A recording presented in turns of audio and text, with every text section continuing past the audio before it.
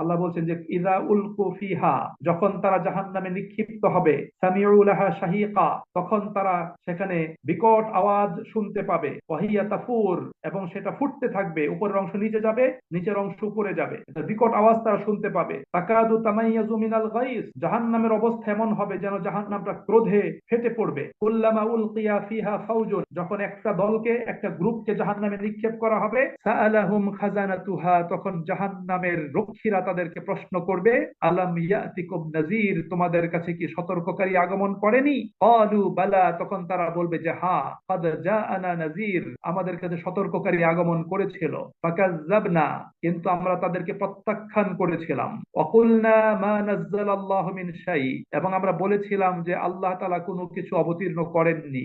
In আনতুম ইল্লা ফি দালালিন কাবীর, তোমরা মহা ভুল পথে আছো। এবং তারা আরো বলবে, ওয়াকালু লাউ কুন্না নাসমাউ, যদি আমরা রাসূলদের কথা শুনতাম, আও নাকিলু, এবং সেটা অনুধাবন করতাম, মা কুন্না ফি আসহাবিস সাঈর, তাহলে আমাদেরকে জাহান্নামের অধিবাসী হওয়া লাগতো না। ফাতারাফু বিযামবিহিম, তারা তাদের অপরাধগুলোকে স্বীকার করবে। ফাসুহকাল লি আসহাবিস সাঈর, সুতরাং ধ্বংস জাহান্নামের অধিবাসীদের জন্য। এভাবে রব্বুল আলামিন জাহান্নামীদের অবস্থা আল্লাহ পাক বর্ণনা করেছেন।